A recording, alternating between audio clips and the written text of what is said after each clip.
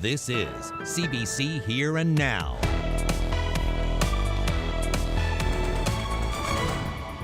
Good evening and welcome to Here and Now. I'm Carolyn Stokes. We begin with a COVID-19 update.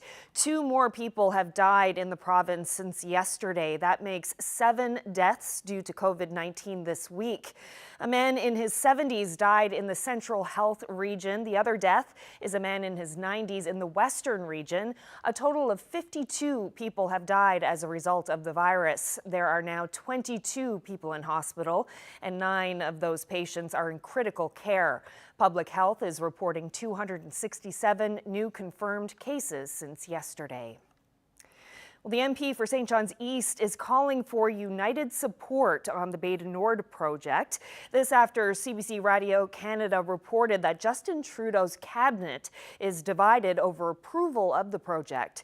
Sources told CBC that several ministers from Quebec, Ontario, and BC want to reject the project, saying it runs counter to the party's environmental strategy. But today, Joanne Thompson says a united front on Bay du Nord is critical. She says government must meet its goal of net zero emissions, but also protect jobs during the transition to a green economy. In the meantime, this is a clean project, probably one of the cleanest in the world. Why should this not be, Newfoundland and Labrador not be the source of our oil and gas in this transition period? That's what certainly I believe and what we've been saying. You know, you can't look at 34,000 jobs and think that's incidental. So that's the reason why we take this very seriously, and any concerns in the community are concerns for all of us. This is a significant project. Now, Thompson is calling on Clifford Small, the MP for Coast of Bay's Central Notre Dame, and all other provincial MHAs to show their support as well. In other news, Coast Guard and Transport Canada have ordered a cargo ship to dock in St. John's following an oil spill. 30,000 liters of heavy fuel oil was pumped overboard after the MV Alaska Borg sustained damage to its fuel tank in rough water. The leak is now repaired. The Anne Harvey is monitoring the ship, and a surveillance flight will assess the environmental impact. The Alaska Borg is 143 meters long. It was traveling from Quebec to Rotterdam.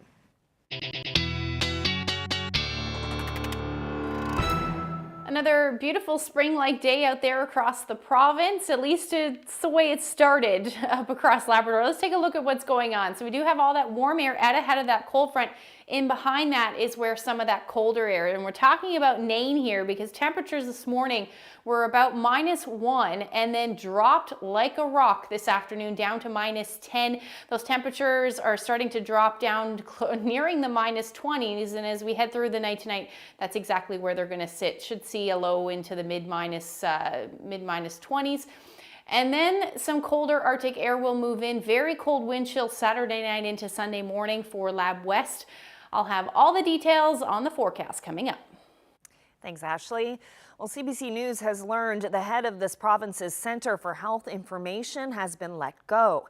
Government is refusing to say why. As Here and Now's Peter Cowan reports, the timing of the move, just 3 months after a massive cyber attack, is raising questions from the opposition. Stephen Clark was officially in the top job at the Newfoundland and Labrador Centre for Health Information for 3 years. When he was appointed in 2018, the health minister put out a news release trumpeting his qualifications. He has certainly proven himself in an interim capacity. I know he will continue to play a valuable role within the organization and the province's health system, said John Haggie. Sources tell CBC News that it was announced at a staff meeting earlier this week that Clark had been removed from the top job at the centre. The health minister's office is now refusing to comment. The provincial government does not comment on individual human resources matters, a spokesperson said. The first thing I would say is a cop-out. The PC health critic says that's not good enough. The centre is in charge of the computer systems for the health authorities, and 3 months ago, many of those systems were taken down in a cyber attack that experts call the worst in the country's history. Paul Dinn says the province should be able to say whether Clark is out or not, and why. We don't even know if this is the result of the report or the review on the cyber attack. So, I mean, you know, let's be open and transparent as much as you can. Don't just shut the door and say, well, no, it's an individual issue. We can't, we deserve to have some information on this for what we've gone through. In last year's provincial budget, the province announced plans to absorb the centre into the Department of Health. When I followed up with the department and asked who's now running the Centre for Health Information, I was told the department had nothing further to add. Peter Cowan, CBC News, St. John's. RNC and RCMP forces on the West Coast are teaming up to target drug trafficking and organized crime. The integrated police unit will be based in Corner Brook and will begin work in March. The RNC's new police chief says the unit will tackle crime at the local, regional, and provincial levels. I think organized crime and drug trafficking has evolved across the country and within our province. The type of drug activity and trafficking that we would have seen prior to the legalization of marijuana is now certainly changed somewhat. To get into how significant drug trafficking is taking place here, I don't want to get into the specifics of that here today, other than that it's being monitored, we're gathering intelligence, and we are following it. And the purpose of this unit is to disrupt that and to end it for us.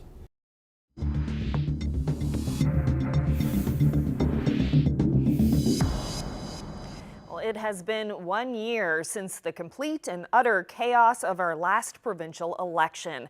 And still, some MHAs and former candidates are searching for answers about how it all went sideways. This time last year, a major COVID outbreak prompted a full provincial lockdown hours before polling day. I'm introducing special measures orders across the province. Polling booth workers quit, forcing Chief Electoral Officer Bruce Chalk to shift to mail-in ballots only. In-person voting will not be rescheduled. In the weeks that followed, deadlines kept shifting, and candidates scrambled to help voters request and return special ballots in time to be counted. So that became a huge issue in terms of people just accessing their right to vote. These people had tried to their best ability to make their voice heard and make their vote count, and it didn't happen for everyone, unfortunately. Access to voting kits, barriers of language, geography, and technology all became issues. In Natwashish, like 87% of people there speak Inuamun, so people live their whole lives in a non-English language. About 1/3 of people in Nain and Natwashish don't have home phones or home internet access. And during the election, we were in lockdown when we started switching the dates and we started switching to voting by mail, and you needed to have access to the internet or access to a phone to be able to register to begin with. What was supposed to be the shortest possible campaign turned into a problem-plagued marathon with the lowest voter turnout ever. In my district, the voter turnout was 22%.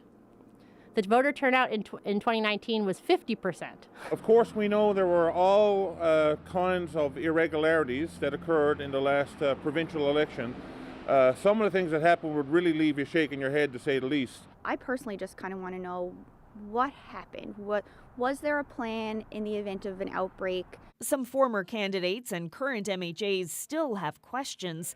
Independent MHA Paul Lane feels Chalk should have appeared in the House of Assembly to take questions from MHAs, but that never happened. I felt that it would be certainly in the public's interest for us to get to the bottom of everything that happened, all the decisions that were made, decisions that weren't made, and the rationale behind all of those decisions. He says he hopes to get some answers in June. 3 candidates, including former NDP leader Alison Coffin, are challenging the validity of the election in their districts. Bruce Chalk may testify during the scheduled 3 weeks of hearings. It'll be the only opportunity now to get answers to those questions. I certainly hope that we do get answers to those questions. In the meantime, the Liberal government has promised to revamp the Elections Act through an all-party committee on electoral reform. It's a major look at the Act. The Act, I think, is 30-odd years old. It hasn't been looked at in great detail since. So we're doing a deep dive into it. We're looking at it thoroughly. If it requires some serious changes, it will be a major overhaul. If we can get away with tinkering with a few sections here and there to revise it, then we'll do that.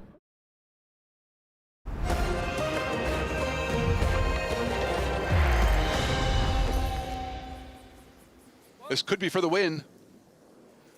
Looks good. And Gushu is out of rocks. Switzerland hands Canada its first loss. Switzerland edged Team Canada 5-3 in men's curling today. It was a feather in the cap for the Swiss, who called Canada the best team in the world. Of course, it's not over yet. Guju faces off against Sweden in just a few hours from now, led by skip Nicholas Adin. Nicholas has obviously shown over the last 5-6 years he's one of the best teams in the world, and we're going to have to be better than what we were tonight. Even though I thought we were okay, I think we'll have to be even more sharp against those guys. They seem to be playing well, and they always play us tough. Brad Guju and the rest of Team Canada face off against Sweden at 2:30 a.m. Island time tonight.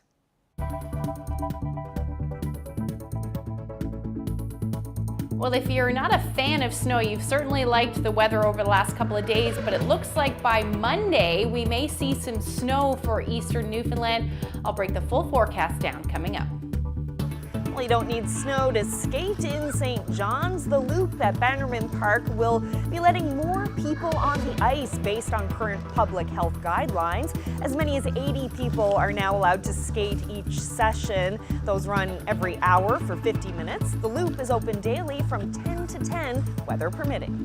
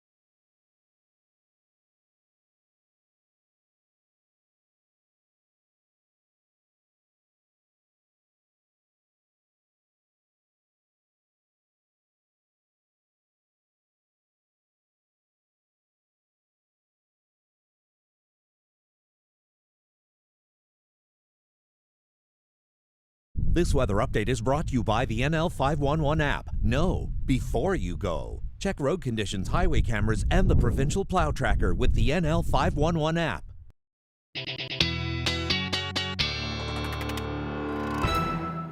Another lovely day out there today. Temperatures for most of the island reaching the mid-single digits. Let's take a look at where we sat today. 6 degrees in St. John's. Those temperatures a little bit cooler as you head towards the west coast, hovering around 2 degrees.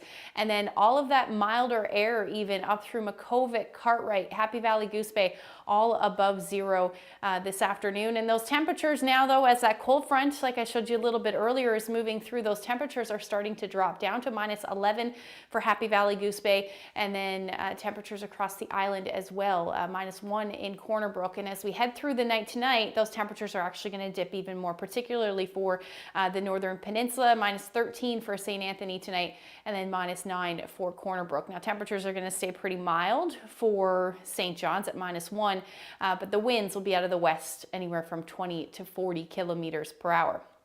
Now, as far as temperatures go over the next couple of days, we're going to stick with that warm air as we head through Saturday. So back up into the single digits. But then as we head through Saturday afternoon, those temperatures, that cold Arctic air is going to start to grip Labrador. And then by Sunday morning, they're actually going to start warm for you for the Northern Peninsula and then drop back down through the day on Sunday. And that cold front will continue to spread further east. By Monday, we're back into that winter pattern with those temperatures well below zero for most of the province. So taking a look at what's going on weather-wise, quiet for the most part tonight. However, we will start to see some snow move in for Labrador, and that will spread across the Big Land as we get into the morning hours. And then unsettled for the island as well. Showers or flurries, the story by the time we get into tomorrow morning, may even continue as flurries for the first half of the day anyway for Central, but it does look like whatever falls will fall as rain for the Avalon, and that's because temperatures are going to stay quite a bit warmer. And then staying unsettled pretty much through the evening hours on Saturday rather, into the first half of Sunday. So as far as snowfall amounts go for Labrador, there are some areas there in the white that could pick up between 5 to 10 centimeters. Maybe along the strait you may see a little bit more than that. And pockets in the higher elevations as well, closer to 10 to 15 centimeters is possible by the time we get into Sunday morning. Tomorrow's forecast, there you go, temperatures above zero. So like I said, flurries to start for Gander, but then the temperatures will rise up and we should actually see just mostly cloudy skies. It will be breezy through the day though, 30 to 60 kilometer per hour winds, and then that light snow, the story for Labrador. Now, Sunday morning, once that cold front moves through, that's when we're gonna see those temperatures dip.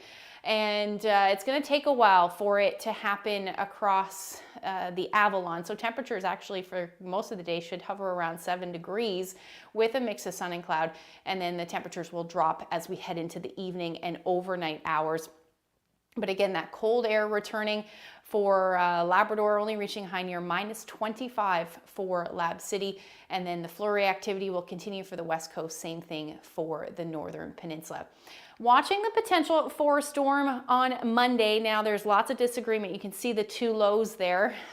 If the one to the south stays that way, we may not see any snow at all, but there is some indications that we could see some significant snowfall for at least the Avalon, potentially a little bit further west as we head through Monday. So definitely going to have to keep an eye on that forecast. Now, as we head through Tuesday, Wednesday, those temperatures will stay cool again right through central Newfoundland. However, some more sunshine.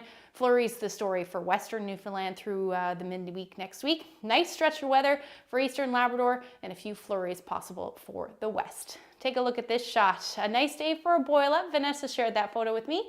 If you have any weather photos, send them to nlphotos@cbc.ca.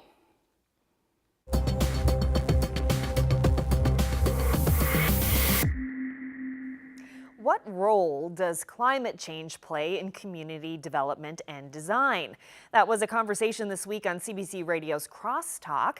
One consultant says when it comes to planning, we need to work with the landscape and the weather, not against it.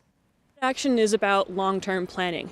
It's not good enough to allow development just to unfold to make the quickest buck anymore. Urban sprawl it's making it more difficult for communities to build resilience to climate change. We need to be protecting the landscape and its ability to serve us. So things like wetlands and grasslands and forests are actually working assets. They're saving us money, and we decide to clear those areas and fill them in for subdivisions or big commercial industrial areas. That's taking away from the land's natural ability to protect us from flooding. We need to be doing everything in our power to maximize the amount of water that can be retained in place and slow it down.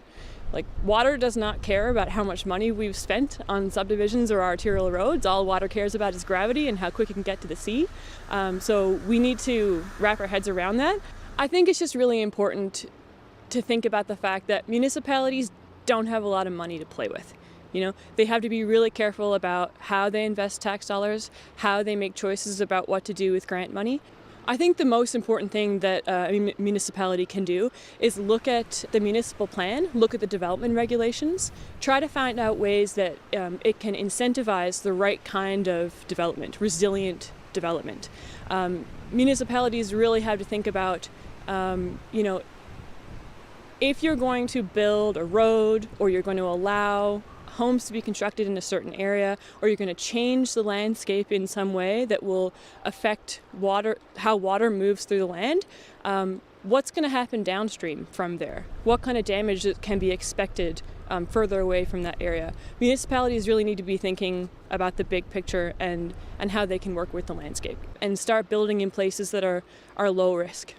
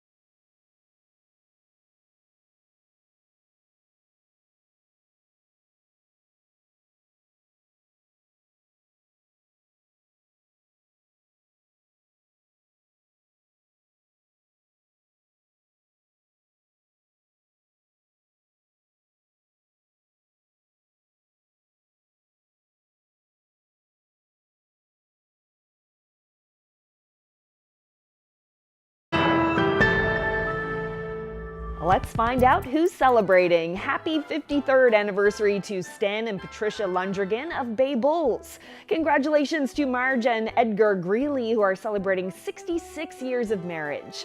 Best wishes to Winston and Stella Andrews on their 58th anniversary. Happy anniversary to Herbert and Mary Rachel Diamond, who are celebrating 52 years together. Happy 54th anniversary to Junior and Shirley Gifford from Coley's Point. Junior is also celebrating his 81st birthday, so happy birthday too. Happy 58th wedding anniversary to Ruth and Carl Brown of Clarenville. Congratulations to Harvey and Betty Reed of Bay Roberts, who are celebrating their 61st anniversary. Happy 54th anniversary to Harry and Anita Critch of Charlottetown, Bonavista Bay. Fred and Jane Wallace are celebrating 60 years of marriage. They live in Glovertown. Happy 57th anniversary to Kevin and Lenora Harding from Marystown, now living in CBS. Happy anniversary to Judy and Don Piercy. They're celebrating 52 years of marriage. Happy anniversary to Roy and Violet LaFosse of Burgeo, now living in Corner Brook. It's their 59th anniversary this Monday. William and Peggy White are also celebrating 59 years of marriage. They're from Biscay Bay. Happy 57th anniversary to Austin and Lorraine Lowe of St. John's. Wishing Annie and Martin Smart a happy 60th wedding anniversary. Happy 58th wedding anniversary to Don and Pauline Allen of Corner Brook. Anniversary greetings going out to Albert and Marie Burton of Springdale. Their 69th is tomorrow. Happy anniversary to Donald and Joyce Felix. They're celebrating 58 years of marriage. Happy 50th wedding anniversary to Eric and Donna Rowe of Gambo. Anniversary greetings going out to Walter and Faye Wells. They're celebrating their 56th wedding anniversary tomorrow. Congratulations to David and Emily Kenny on their 56th wedding anniversary tomorrow as well. Wishing Raymond and Nina James of Springdale a happy 50th anniversary tomorrow. Now to some birthdays, starting with a big one. Happy birthday to Dorothy Michelin of Happy Valley Goose Bay, who's celebrating her 102nd birthday this Sunday. Hope you have a great day. Happy 92nd birthday to Leon Day of St. John's. Birthday wishes going out to Elsine Parsons Brace of Bay Roberts on her 96th birthday. Wishing Lily Kirkland of Clarenville a happy 97th birthday. Mary Christopher will be celebrating her 90th birthday on Sunday. She's from Mull Bay but now lives in CBS. Birthday greetings going out to Winifred Strong on her 96th birthday. She's from Jackson's Cove and now lives in Springdale. Happy birthday to Margaret Jacobs. Peggy is turning 91. Happy 93rd birthday to John C. Moore from St. John's, now living in Mount Pearl. Best wishes to Geraldine Whalen Hocko. Her 90th birthday is tomorrow, and that's her little dog Gizmo. Happy 96th birthday to William Caravan of Grand Falls, Windsor. Leonard Loveman of Springdale is turning 91 today. Happy birthday. Happy 96th birthday to Effie Chansey of Swift Current, now living in Arnold's Cove. Wishing George Kendall of Corner Brook a happy 94th birthday. Happy 93rd birthday to Barbara Oram of Hare Bay, now living in Badger's Key. And happy 92nd birthday tomorrow to Rose Whiteway of Little Burnt Bay, now living in Lewisport.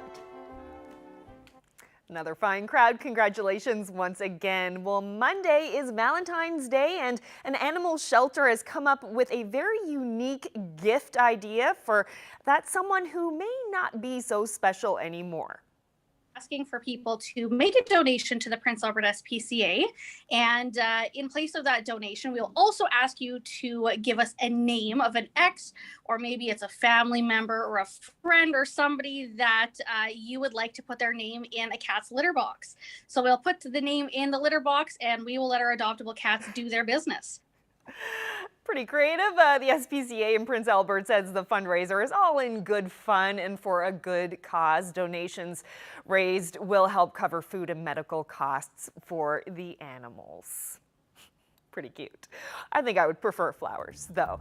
And a reminder that Here and Now will again be a later, shorter show next Monday through Friday while the Olympics are on. That's it for us. Good night.